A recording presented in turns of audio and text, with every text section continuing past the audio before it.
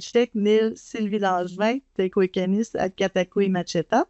Je suis accompagnée de mon collègue Patrick Courtois et de M. Frédéric Saint-Laurent, associé pour la firme MNP. La présente vidéo a comme objectif de vous présenter les états financiers audités de Pequegamil Tequaken pour la dernière année financière qui s'est terminée le 31 mars 2026. Nos états financiers sont produits en conformité avec les lois et les normes qui sont applicables en matière de gestion financière, dont la loi sur l'administration financière des Premières Nations. Nos états financiers sont audités et ils se trouvent aussi dans le rapport annuel qui va être disponible sur notre site Web. C'est également possible pour vous d'en avoir une copie papier en faisant la demande à la réception de nos bureaux administratifs. Immédiatement, je vais céder la parole à M. Frédéric Saint-Laurent. Merci beaucoup. Donc, oui, on est très heureux de pouvoir vous présenter les résultats financiers de la dernière année. On a préparé une petite présentation pour regarder ça ensemble, et que je vais vous la mettre à l'écran. Donc, on est très heureux de vous présenter les résultats financiers de la dernière année qui sont encore une fois excellents au niveau de la communauté. Donc, je vous présente les chiffres du centre qui sont en gras, donc l'exercice 2026. On a des revenus d'un montant d'environ 107 millions en 2026, des dépenses pour 99 millions, ce qui nous amène à un excédent avant les autres produits de 8,1 millions pour l'exercice 2026. Un bon écart par rapport à 2025. Et en 2025, il y avait eu beaucoup de projets d'investissement en immobilisation qui avaient généré des revenus qui avaient été réinvestis dans nos infrastructures. Cette année, c'est une année un peu moins de grande envergure au niveau des investissements et des projets. Au niveau des autres produits, les quotes-parts dans les sociétés partenariats commerciaux, 7,9 millions, presque 8, 7,5 l'année passée. Encore une fois, comme par les années passées, le secteur des énergies renouvelables dans lequel la communauté a investi et continue de faire les efforts de continuer à investir dans ce créneau-là apporte des résultats positifs. On pense à notre partenariat dans l'énergie hydroélectrique Ouiachuan, la chute à Val-Jalbert qui a rapporté à peu près 3 millions. Celle de Mistassini sur la 11e chute, 2 millions environ. Et pour ce qui est de la mini-centrale de Minashtuk, elle, c'est près de 3 millions aussi dans l'exercice. Donc, on voit le 7,9 millions là, est principalement généré par nos trois investissements majeurs dans nos partenariats en énergie renouvelable. Donc, on finit l'exercice avec un montant de surplus de 16 149 545 dollars. Encore une fois, une très bonne année financière au niveau de la communauté. On poursuit un peu plus bas avec l'excédent accumulé qu'on avait au début de l'exercice d'environ 251 millions. Une petite correction aux années antérieures de 138 000. Et de ça, on y ajoute le bénéfice qu'on vient de voir, l'excédent d'exercice de 16 millions. Donc, on finit avec un excédent accumulé de 267 950 000. Ceci démontre une saine gestion des finances au niveau de la communauté, et ça depuis plusieurs années. Et aussi, démontre aussi qu'en ce moment, en fin 2026, la situation de la communauté se portait très bien au niveau de ses résultats. Ici, on fait la liste, puis je ne vous ferai pas la lecture complète, mais c'est important de comprendre qu'au cours de l'exercice, on a des sommes qui proviennent de fonds autonomes à la communauté, puis il y a des décisions qui sont prises par le conseil annuellement d'investir dans certaines activités à même les fonds autonomes. Et là, vous en avez la liste. Donc, cette année, c'est quand même une très bonne année au niveau de l'utilisation des fonds autonomes dans des projets qui vous tiennent à cœur en tant que communauté. On a 3,4 millions de sous qui ont été alloués à des projets et qui proviennent des fonds autonomes. Fait qu'on a la contribution à la SDI, le parc industriel, le Rassemblement des aînés cette année, 484 000. On a une opportunité, vous avez eu une opportunité d'investir dans le Rassemblement des aînés, ce que vous avez fait à presque à hauteur de 500 000. Recours judiciaire pour la sécurité publique, 438 000. Et puis, vous voyez la liste là, mais c'est quand même important. C'est de la capacité que vous êtes générée au cours des dernières années qui vous permet d'investir dans des projets ou des programmes qui sont importants pour la communauté. Au niveau maintenant de la situation financière, nos actifs et nos passifs en date du 31 décembre. Donc, on avait en encaisse un montant de 32 millions. Une encaisse assujettie à des restrictions concernant l'article 95 de la SCHL, qui est de l'argent qui est là en réserve au cas où on ait des projets ou des investissements à faire, 469 000. Les placements sont rendus à 125 millions, comparativement à 99 millions l'année passée. Donc, on a continué à investir dans des outils de placement qui rapportent des bénéfices à j'allais dire à la société, vous excuserez, c'est mon déformation, mais à la communauté. Donc, c'est super intéressant. Contributions et subventions à recevoir, on en a pour 15 millions. Les autres montants, 549 000.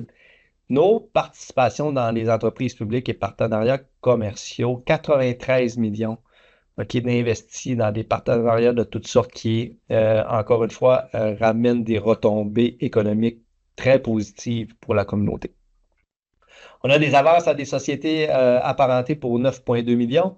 On a une débenture pour à peu près 1 million, des placements dans l'entente Mastaillage 2001 pour 5,2 millions et des montants à recevoir, excusez, pour le programme d'habitation de 3 491 000.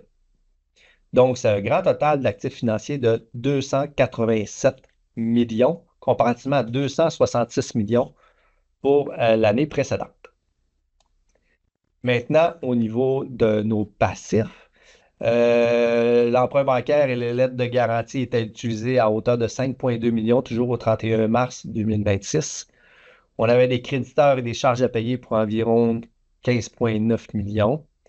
Des revenus différés pour 29 millions, c'est des sommes qui ont été allouées à la communauté, mais qui vont être investies dans des programmes dans les années futures. Donc, l'argent, elle est déjà dans les coffres, mais elle va être investie dans les années suivantes. Revenus différés, même affaire pour les immobilisations corporelles, on en a pour 1,6 million. Puis pour ce qui est du programme pour l'habitation, on en a pour un montant de 3 491 000. On a des dettes à long terme sur le projet, sur le programme Habitation avec la CHL pour un montant de 874 000. Le montant a augmenté parce qu'on a une nouvelle convention. Il y a eu de la construction de fait. On a un nouveau quadruplex qui a été construit au cours de l'exercice et qui a été financé par le programme Habitation de la SCHL. Et on a des dettes à long terme pour un montant de 44 millions comparativement à 48. Annuellement, on fait les remboursements de capital et d'intérêts qui sont prévus dans nos contrats d'emprunt. Emprunts qui ont été principalement contractés dans le but d'investir dans les partenariats stratégiques, partenariats commerciaux qu'on a, dont les projets en énergie renouvelable. Et on a une réserve de remplacement de fonctionnement de 469 000 pour pallier à des investissements qu'on aura à faire dans notre parc d'habitation. Donc, on arrive avec un actif financier net. Donc, un surplus d'actifs par rapport au montant de passifs qu'on a de 186 millions comparativement à 169 millions. Encore une fois, ici, c'est un indicateur de santé financière qui est très positif et qui démontre une très bonne gestion au niveau des finances publiques. Au niveau des actifs non financiers, on a des immobilisations pour un peu plus de 80 millions, 81 millions l'année passée. Deux projets un peu plus d'envergure dans l'exercice au niveau des investissements en immobilisation, infrastructure. On a mis 1,2 million dans la rénovation du poste de police et 642 000 pour la mise aux normes au niveau de la caserne de pompiers. Donc, c'est les deux projets qu'il y a eu au cours de... Il y en a eu plus que ça, mais des plus petits, mais c'est les deux plus gros qui ont été réalisés dans l'exercice 2026. Au niveau des immobilisations de l'article de l'habitation, je l'ai dit tout à l'heure, a eu la construction d'un nouveau quadruplex. Donc, c'est pour ça qu'on est rendu, on est passé de 689 000 en 2025 à 874 000 d'immobilisation au niveau du programme habitation. Et on a des montants à payer d'avance pour un montant de 162 000. Donc, on a environ 82 millions d'actifs non financiers. Ce qui nous amène à notre grand total d'excédent accumulé que je vous ai parlé tout à l'heure précédemment. On est à 267, presque 268 millions d'excédents accumulés, comparativement à 251 millions au 31 mars de 2025. Je vous amène rapidement, OK, de façon très visuelle, de où provient les financements totalisant le 107 millions qu'on a vu précédemment là, au niveau des revenus.